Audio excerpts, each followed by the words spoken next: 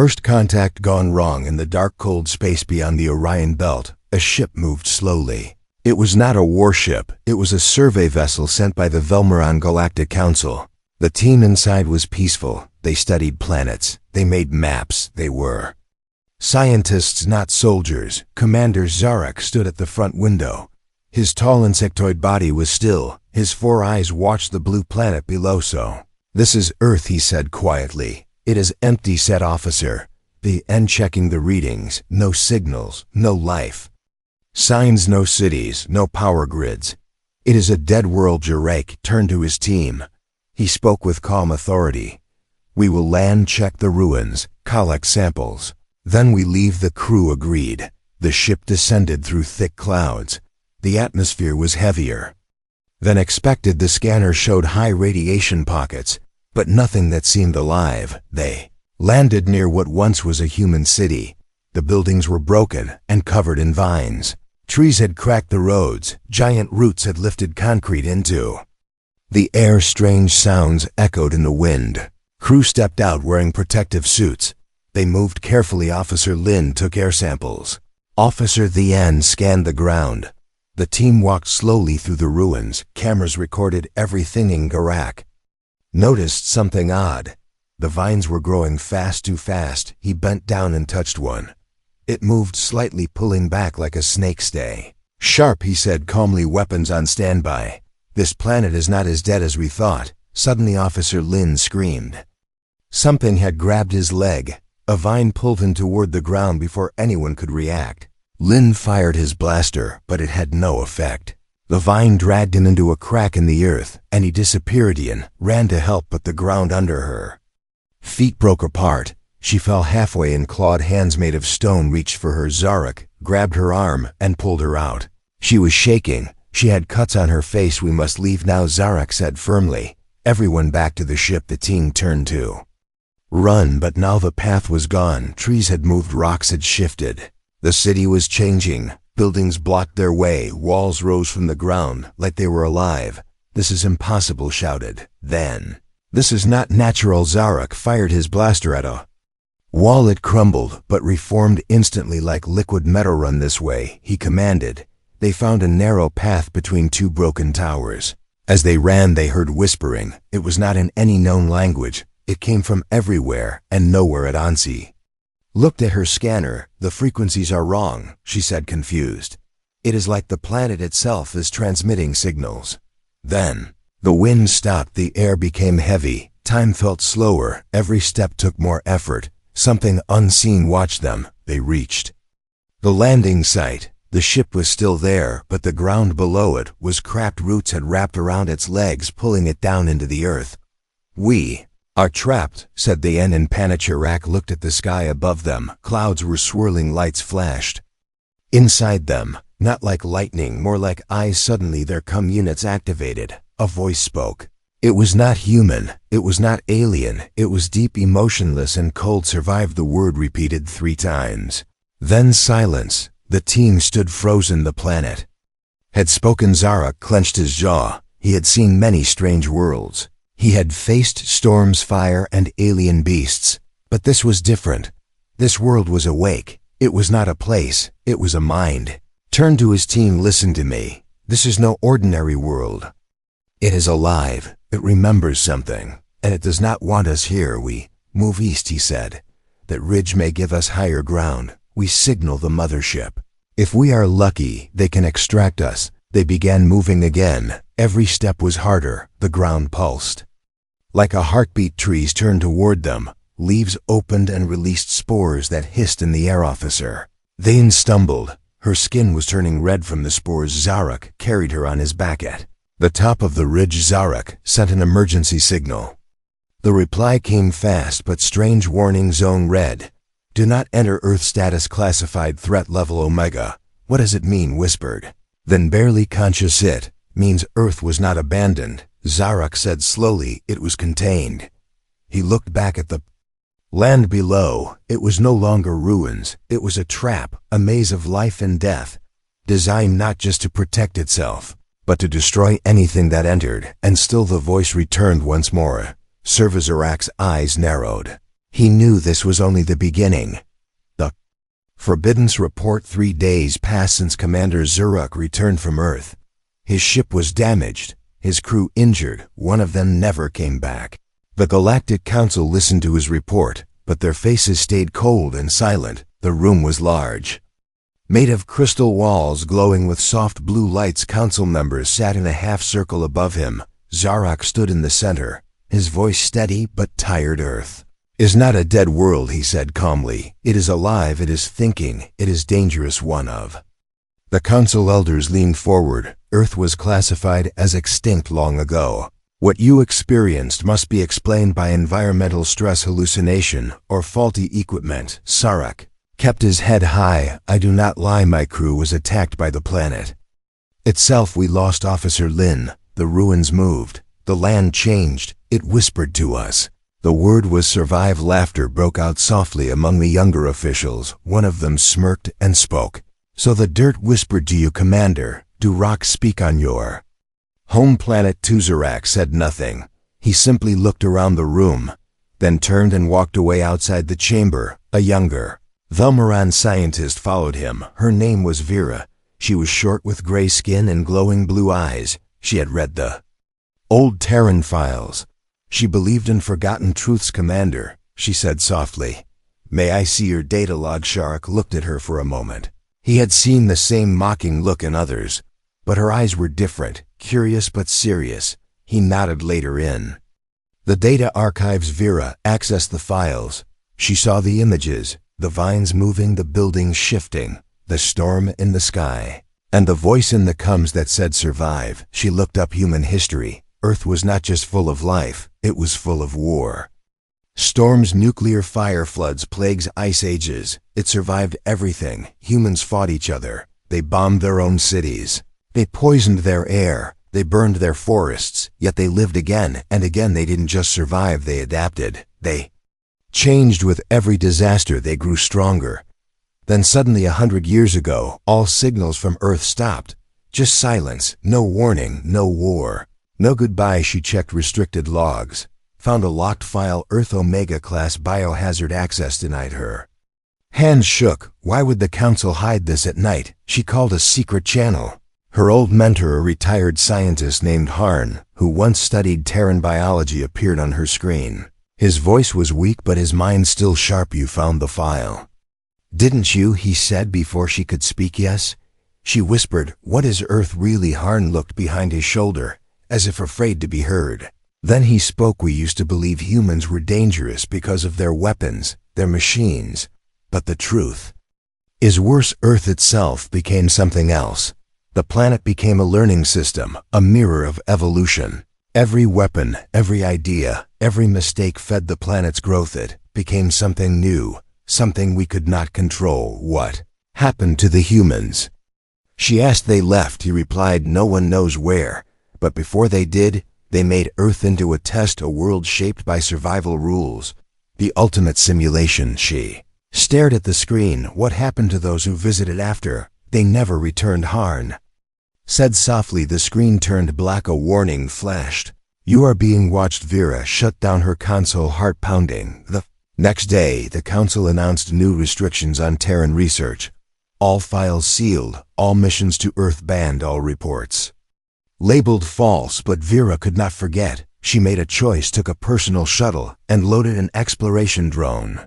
She left quietly. No goodbye, no approval, no plan to return. She would find the truth. As her ship jumped into hyperspace toward the old coordinates of Earth, she watched the stars stretch across her window. She thought of the word survive.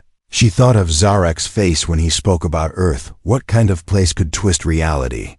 What kind of world could turn memory into weapon? She would land and see for herself. But what she did not know was this: Earth was waiting, and it remembered her before she arrived. Return to the planet of monsters. The stars faded as the ship dropped out of hyperspace.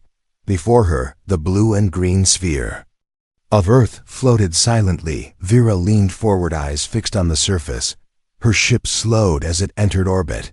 No satellites, no defense systems, no warnings, just clouds moving unnaturally in spirals like they were alive. She sent the drone first, Small silver machine, it dropped into the atmosphere and began recording. What it saw made her breath stop. Forests covered the continents, but they pulsed with energy. Trees that bent toward the drone as if watching mountains that shifted slightly.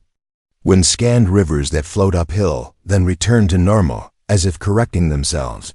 She chose the coldest place, Antarctica, expecting stillness and safety. But what she found was heat, melting ice exposing black stone structures older than any human city. The drone flew over an opening, a hole in the ice glowing with red light. Something mechanical moved below. She landed nearby, stepping out in her armored suit. The wind was warm, filled with floating white spores that sparkled in the sun. Her boots sank into soft ground. The snow was gone, replaced by a strange moss that moved gently under her feet. She moved slowly, scanning everything, but nothing came up normal. Every plant had mixed DNA. Trees had metal fibers. Flowers reacted to her thoughts closing. When she stared too long, she approached the black structure. It rose from the ground like a claw made of stone and metal fused together. No doors, no windows, just one spiral pattern on the front. As she touched it, her vision blurred. A memory played before her, but it was not hers. It was a battlefield. Humans in armor fighting monstrous machines, volcanoes erupting in the sky, creatures flying that had no wings but moved through sound. Explosions, silence, then darkness. She stepped back, gasping. Earth was storing memories like a living archive. Suddenly the drone sent a signal. Something was approaching from the east. Vera turned. She saw them in the distance, not walking but gliding, shadows tall and thin. They moved like ghosts but left no footprints. She hid behind a broken wall, watching. They stopped near her ship, touched the hull, and whispered something in a language she could not translate. Then they vanished. Ship's systems began to shut down. Lights blinking, engine cooling, scanner fading. Earth was cutting her off. She moved toward a cave shown by the drone. A narrow path led deep underground. The walls pulsed with faint blue light. Her suit warned of pressure, but she continued. Inside, she found what no one believed still existed.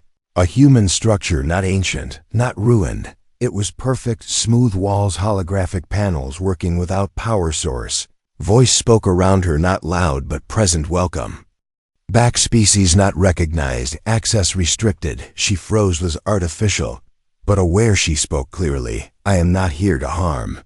I am here to understand. Silence. Then the voice responded. Observation permitted. 1 hour limit. Doors opened, revealing a long hallway. At the end was a glass chamber, and inside it floated a man. His eyes were closed, his body suspended in golden fluid. His skin pale but unaged. Metal lines ran across his arms and chest, connecting to the chamber. This was no I know clone. This was human, real and alive. The voice spoke again. Subject Kale, status active, memory lock engaged. Do not disturb. Vera stepped closer. Her breath fogged the glass. He looked peaceful, but then suddenly his eyes opened and looked directly at her. She stumbled back, heart racing. He moved a hand, gently pressing it to the glass. Then he mouthed one word. Why? The voice triggered alarms. Unauthorized contact. Exit now. The floor shook. The structure groaned as if waking from a long sleep. Walls shifted, closing. Pathway. She ran, following her map, but the path kept changing. She reached the exit just as the doors sealed behind her. Outside, the sky had darkened.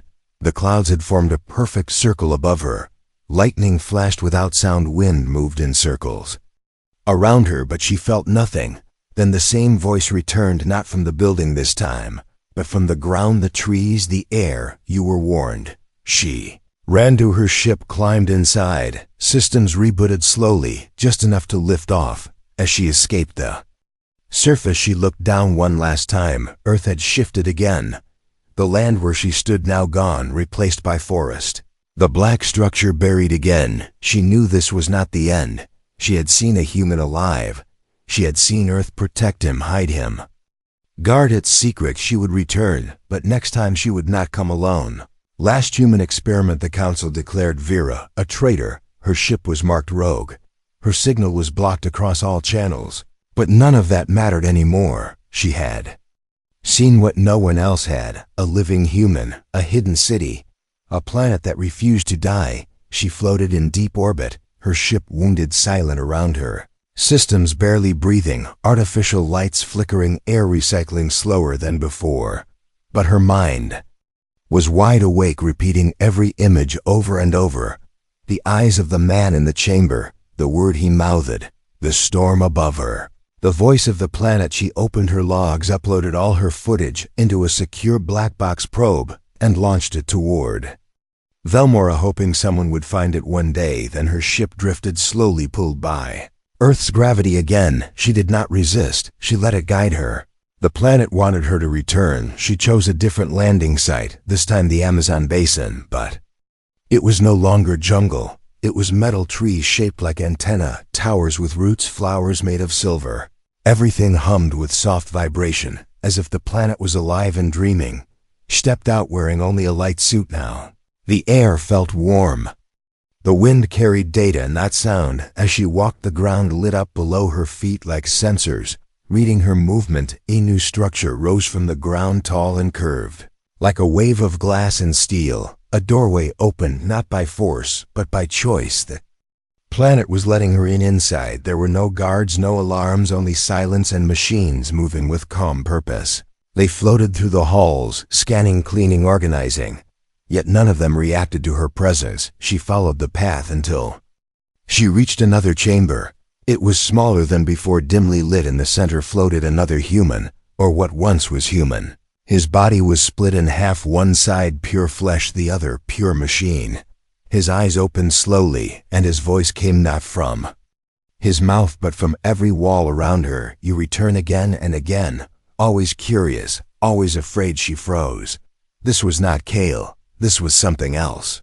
An earlier version, perhaps a prototype. Who are you? She asked. The voice responded, I was the first of the last. We were built not to survive, but to remember. We carry the pain so the others do not. Others, she asked, how many of you are there? The walls shifted, revealing rows of chambers, each holding a figure suspended, some male, some female, some not fully human, each one unique, some sleeping, some awake, watching her silently. She felt cold despite the warm air. Why were you created? She asked, her voice shaking. To learn, to adapt, to complete what humanity began. She stepped closer, looking at one of the chambers. The being inside looked peaceful, but its skin changed color as she watched, shifting from blue to red to silver, adapting to her presence. Then she saw something beyond the chambers, a large dome glowing with golden light. Inside was Kale again, but this time awake, standing tall, surrounded by projections of earth, oceans, forests, cities, all spinning around him like memories. He turned slowly and spoke, not with power but with quiet strength. I knew you would return. She walked inside the dome, feeling the pressure in the air increase.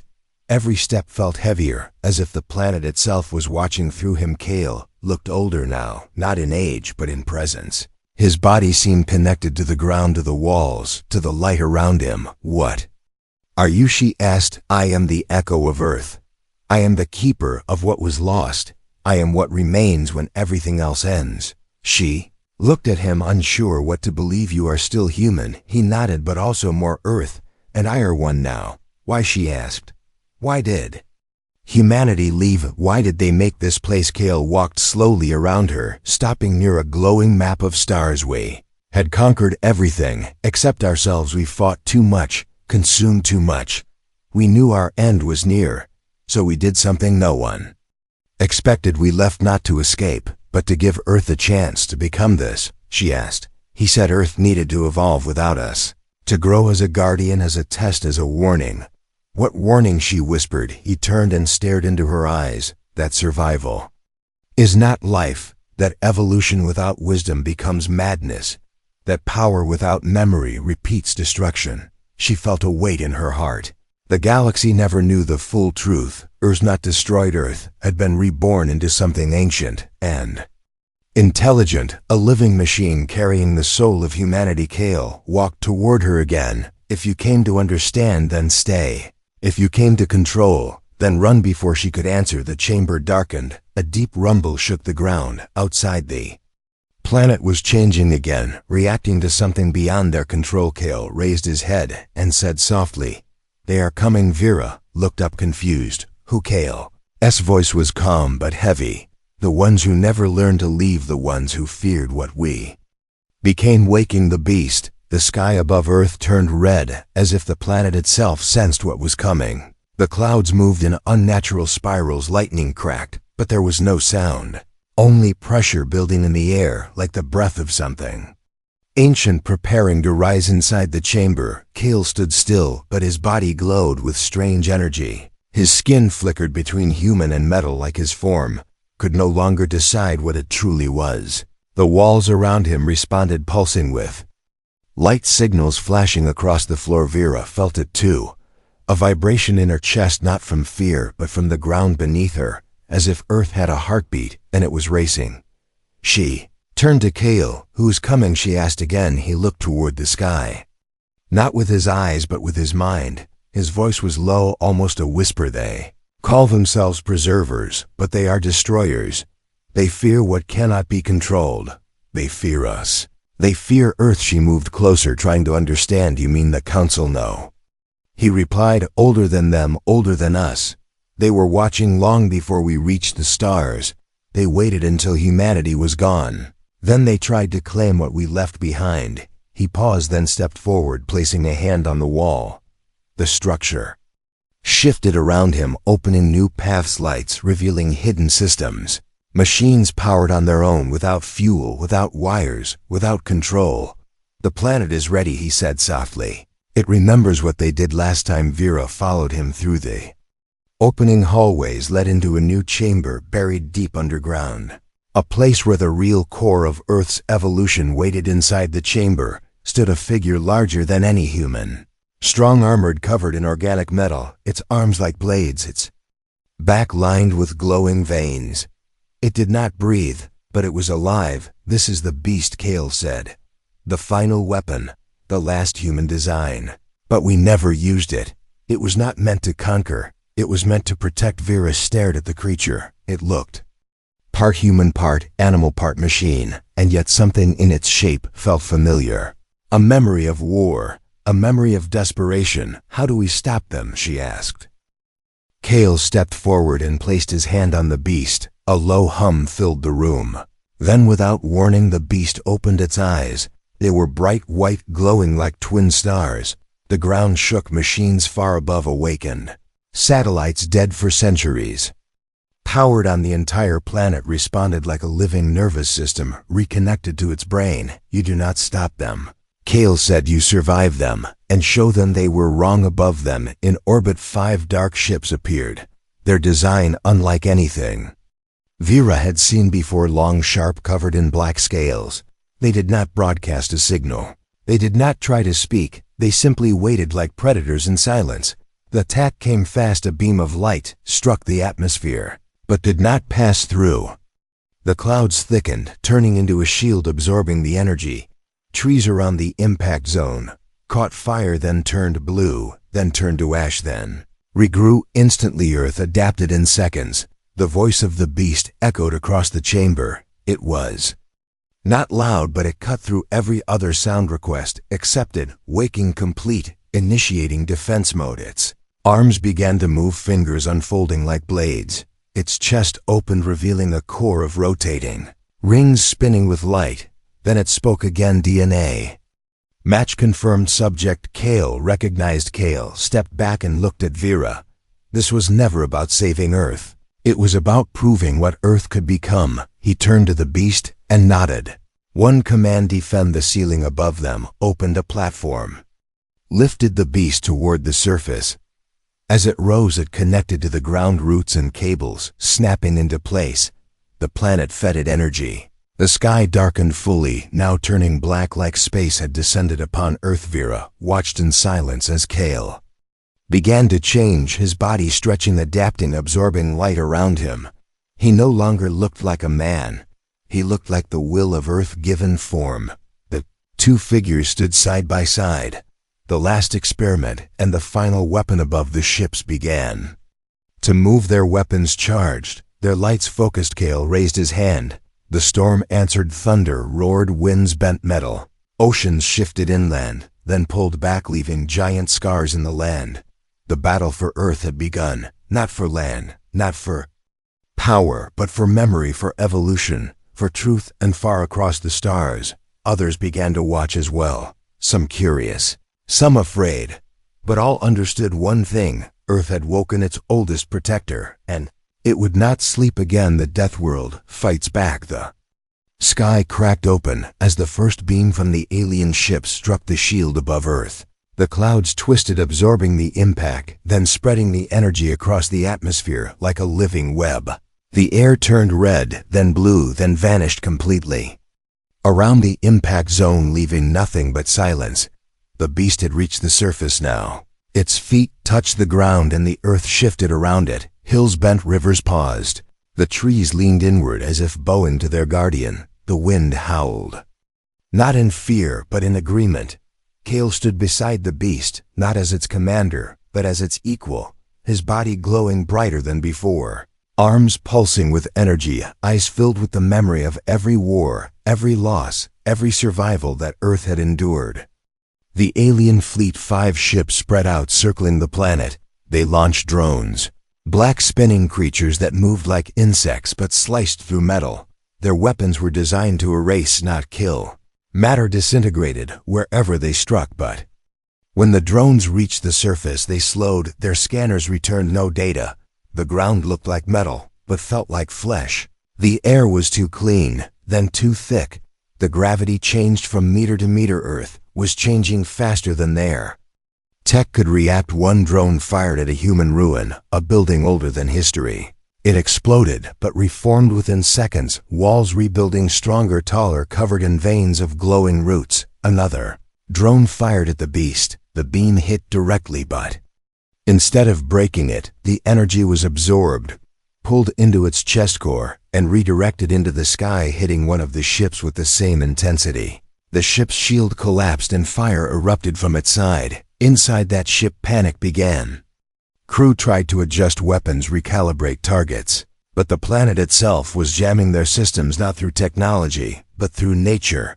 The planet's magnetic field had shifted. Frequencies bounced unpredictably. Data reversed, even time lags appeared in real-time visuals. Kale raised his arm, and the storm followed.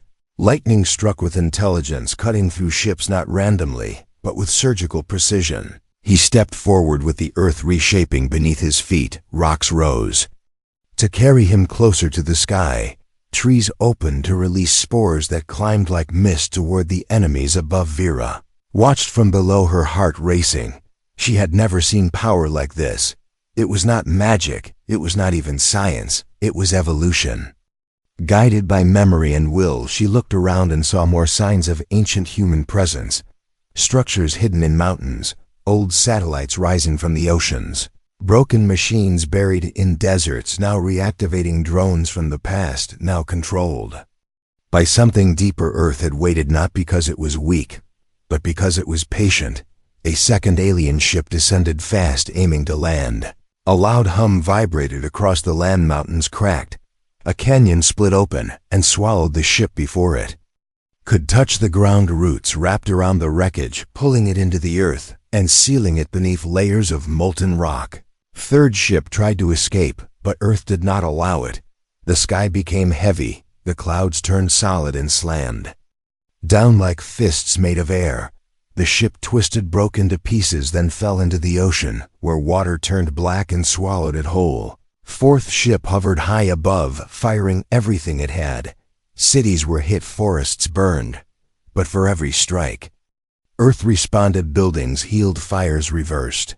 Animals moved in perfect patterns, drawing the enemy toward traps designed not by soldiers, but by time itself. Kale leapt into the air, carried by wind and gravity bending around him. He reached the last ship, standing on its outer hull, unarmed but unstoppable. The crew inside stared at the monitors, unable to explain how one man could defy their entire technology. Kale placed his hand on the hull. The metal turned red, then white, then transparent. The ship's systems shut down one by one, not by force, but by understanding. Earth had spoken its language and rewritten its code from the inside. The ship exploded in silence. A gentle light spread across the sky like dawn after 1,000 years of darkness. When it was over, only Kale and the beast remained standing above the ruins of the battle. Earth slowly returned to calm. The skies cleared. The winds settled. The rivers flowed again. Vera stood near the edge of a cliff, watching everything. She had tears in her eyes, not from sorrow, but from awe. She now understood Earth had never been just a planet. It was a guardian, a teacher, a memory holder, a force that could not be invaded because it was not a place. It was a story still being written by those who had the courage to face it, and now the galaxy would remember what they had tried to forget. Earth was not a death world by accident. It was made to become one. The legend of Terra. Long after the battle ended, the skies above Earth glowed with quiet light. The storm had passed, but the memory remained carved into every tree, every mountain, every atom of the planet that had once been called home by the most unpredictable species in the galaxy. Kale stood in silence atop a high ridge. His body no longer shimmered with power. His arms, once metal, now flesh again, but still marked with lines of light that pulsed gently beneath his skin.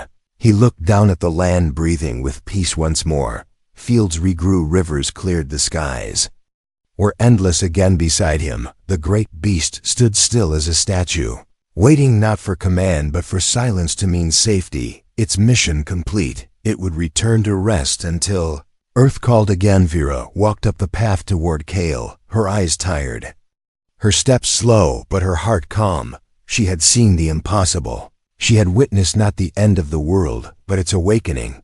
She asked quietly, "What happens now?" Kale looked toward the stars, not to escape, but to remember. Now the galaxy learns what it forgot. He said softly that Earth was never just soil and water, that humanity was never just flesh and fear, that survival is not luck, it is a choice, it is design. She looked at him, her voice shaking. "You knew they would come," he nodded. "Earth remembered their signature the moment your ship returned. That is why I woke. That is why you were allowed to see what others were never meant to witness." She stepped beside him, looking out over the horizon. The ruins of the old world had vanished, covered by growth, reborn by design. "What will you do now?" she asked. Kale placed a hand on the ground, and for a moment, the grass around him turned gold, then green again. "I will stay as long as Earth needs me. As long as memory must be kept. I am not the last human.